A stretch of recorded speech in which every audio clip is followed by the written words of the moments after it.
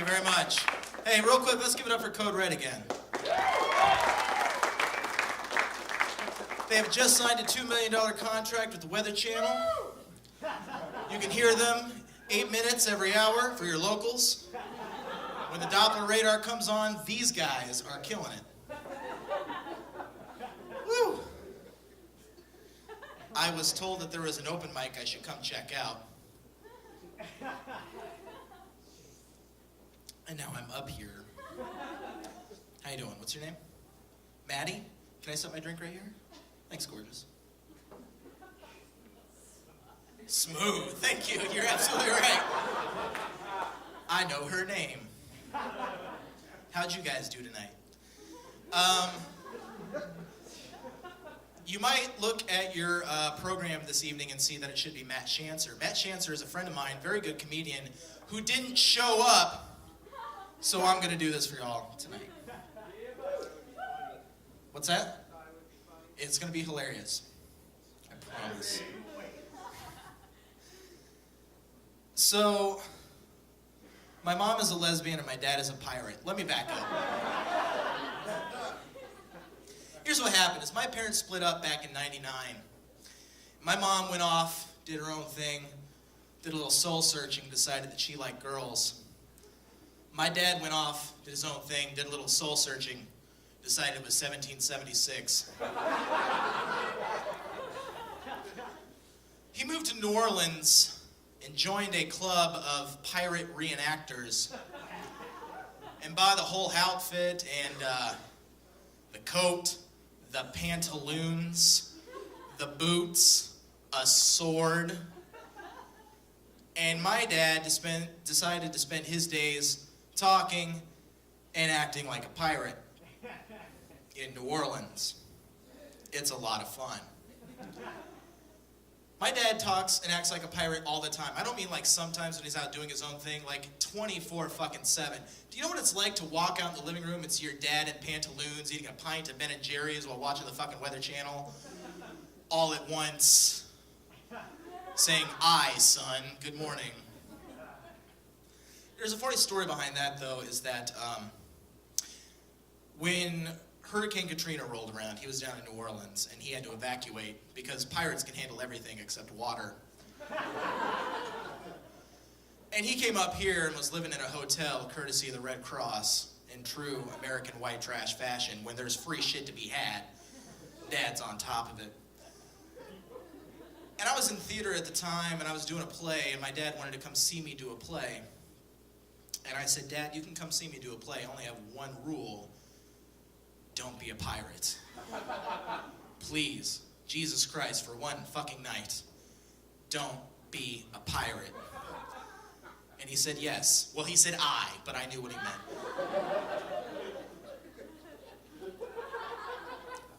So I go to the show in my costume, all dolled up in a tuxedo, looking nice.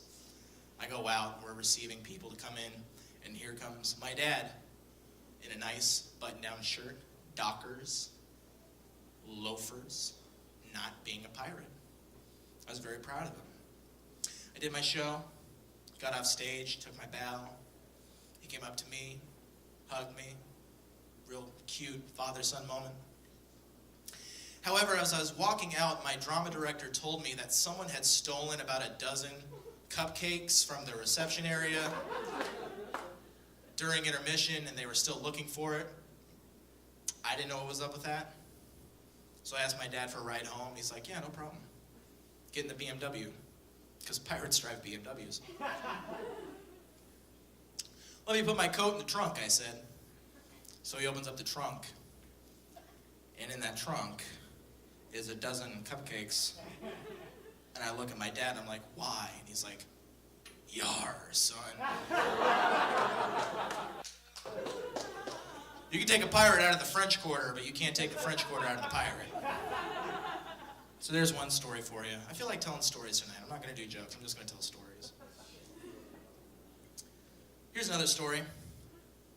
When I was 9 years old, I touched my 16-year-old babysitter's boobs. Again, let me back up.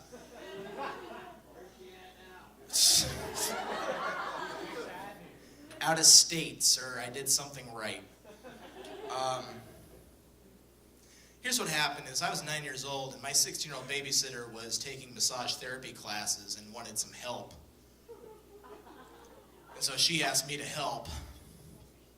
And in that 10 minutes that I was giving her a back massage, I went from a boy to a man. Because at one point she unhooked her bra, and I didn't know what the fuck was going on, but I knew what I was supposed to do. And I did it. And she didn't stop me. So yay me. Which is pretty good. First off, how did I pull that off? What does a 9-year-old have to bargain with a 16-year-old to pull that off? Was it like she came in, I looked at her like, oh, hey Lacey, I didn't see you there warming up my dino nuggets.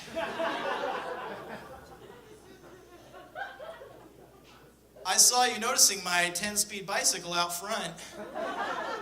Just got it back from the shop. Sweet-ass plywood ramp into the creek. I'm fine. I'm fine. Oh, what, these? These are just my Legos. I'm working on a mashup of Slave 1 from Empire Strikes Back with the Batmobile. I think it has a lot to say about the duality of justice in our society. Look, Lacey, I don't know about you, but I was thinking maybe after dinner before I slip into my footy pajamas, maybe I could put on the sweet groovy tunes of Weird Al Yankovic, and we can enjoy one of my many Sega Genesis titles. I'll let you be player one.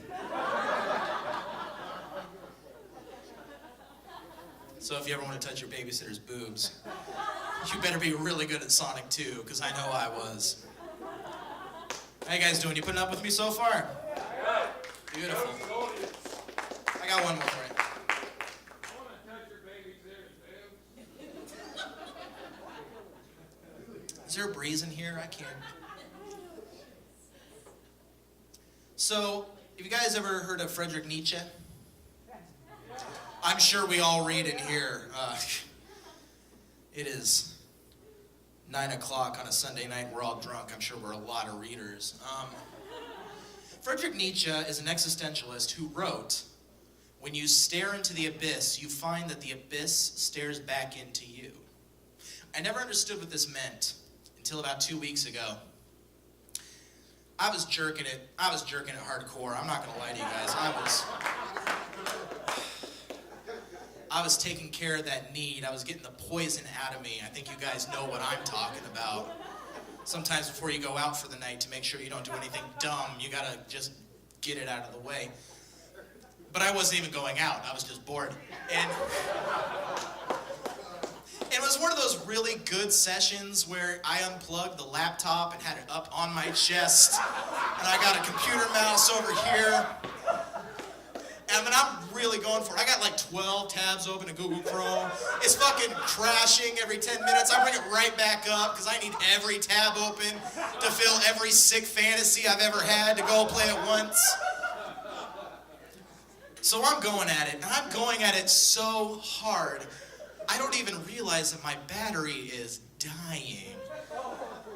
And I'm in the middle of it, I'm ready, I'm just so close, and all of a sudden the laptop battery dies. And when the battery dies, the screen goes blank. And when the screen goes blank, it becomes reflective.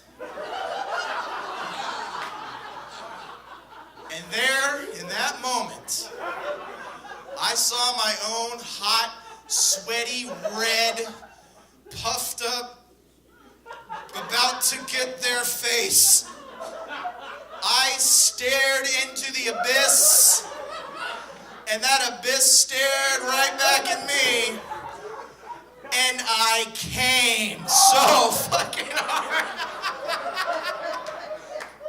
You guys have been a great crowd. I'm Andrew Hicks. Thank you very much. Good night.